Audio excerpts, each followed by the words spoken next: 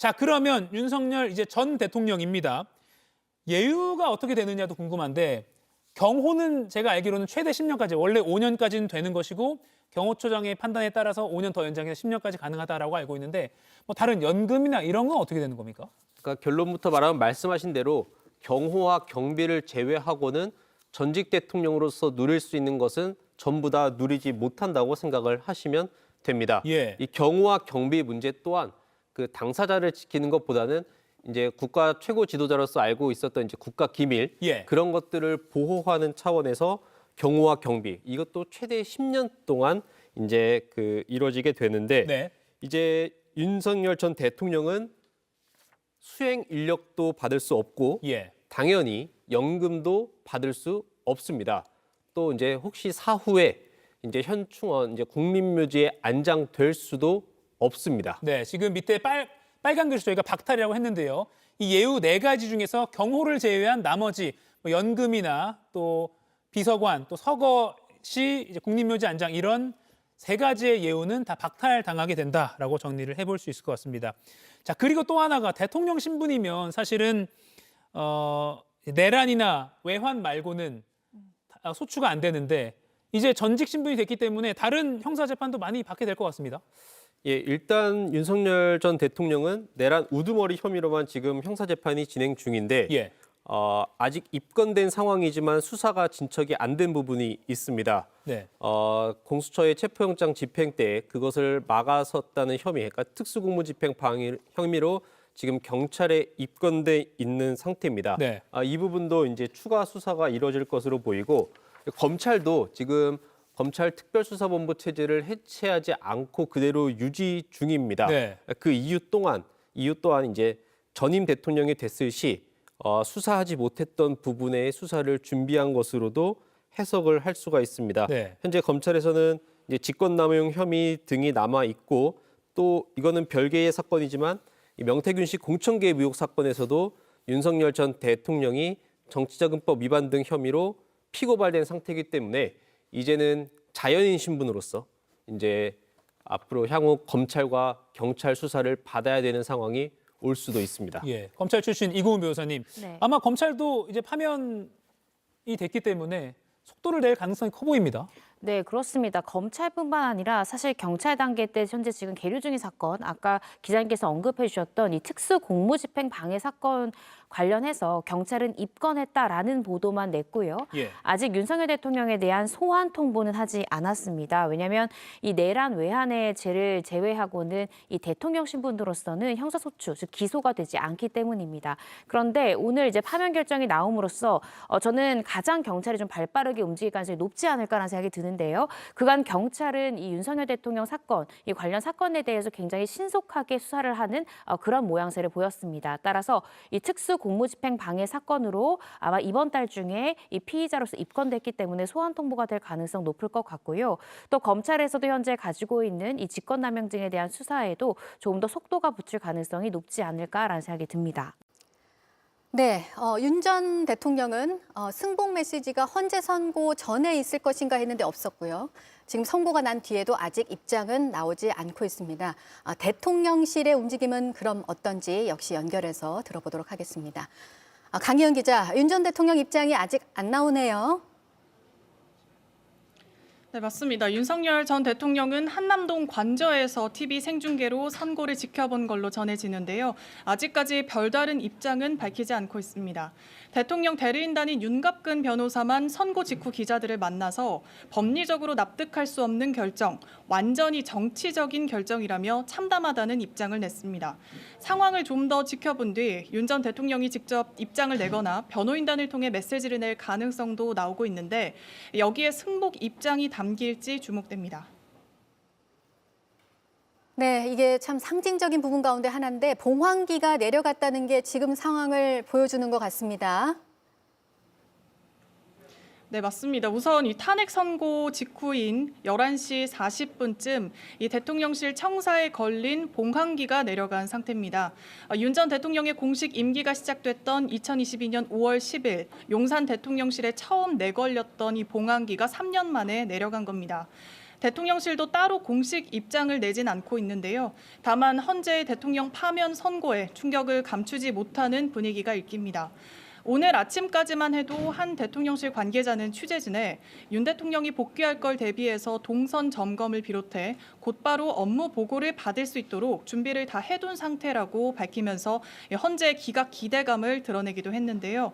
하지만 이런 직무 복귀 기대는 무산이 됐습니다.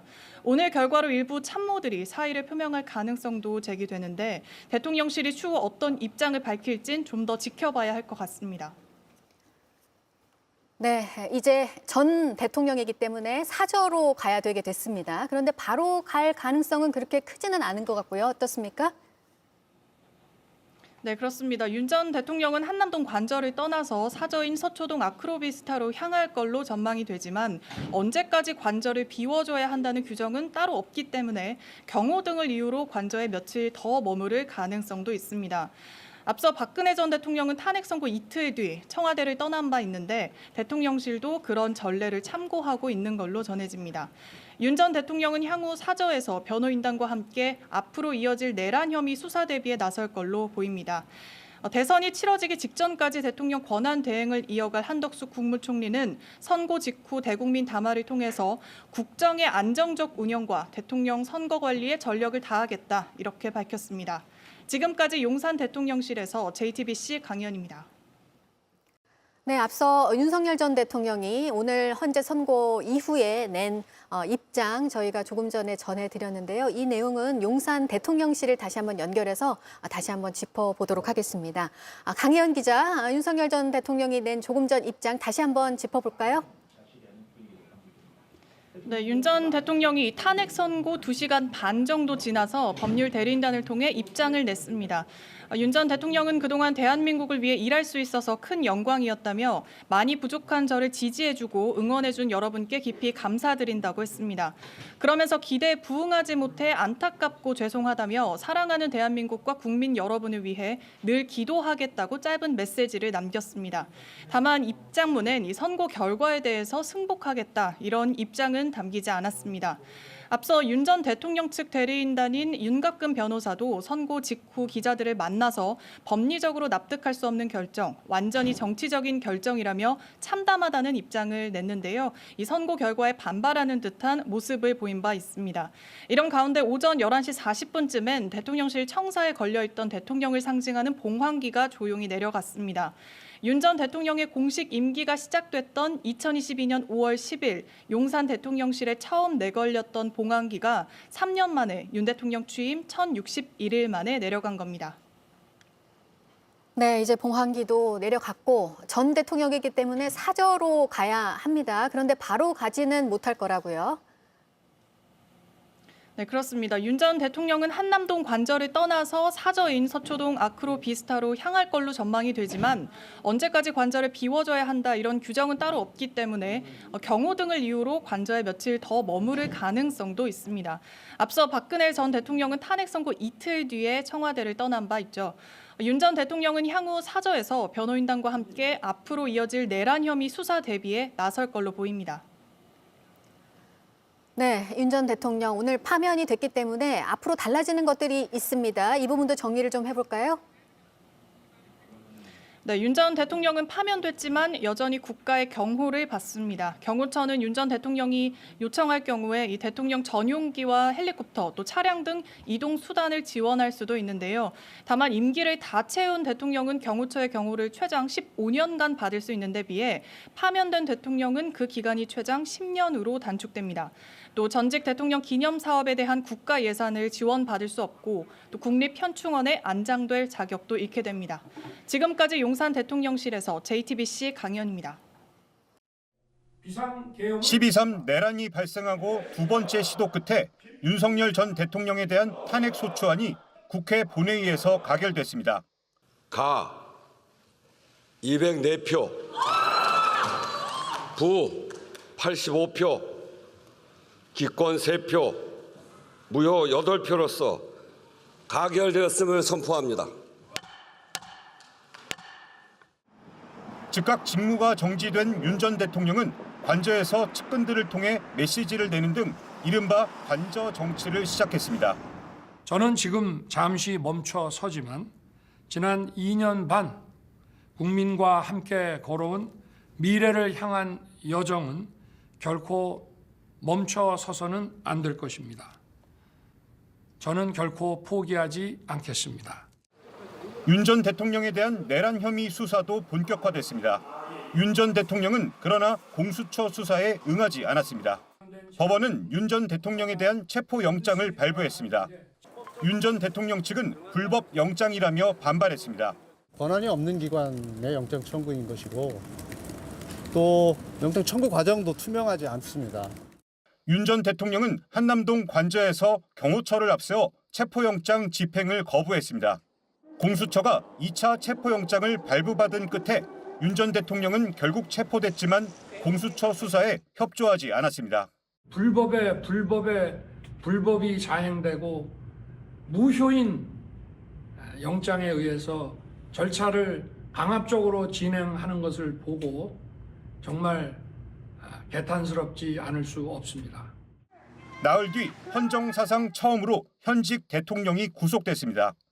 윤 전 대통령 지지자들이 서울 서부지법에 난입해 폭력 사태가 벌어졌습니다.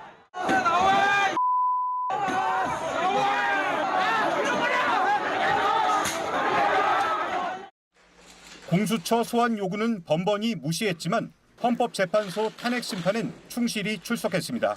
11차례 변론 중 8번 출석해 비상계엄의 정당성을 주장했습니다.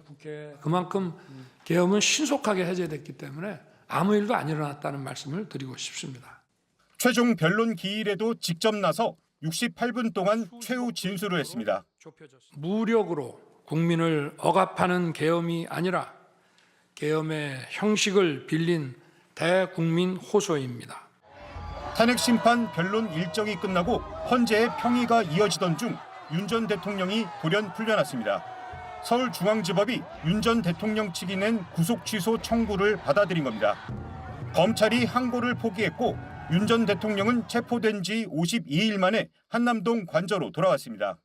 이후 정치적 메시지를 자제하고 줄곧 침묵을 지켜왔습니다. 그리고 탄핵 소추 111일 만에 대한민국 제20대 대통령 윤석열은 파면됐습니다. JTBC 김태영입니다.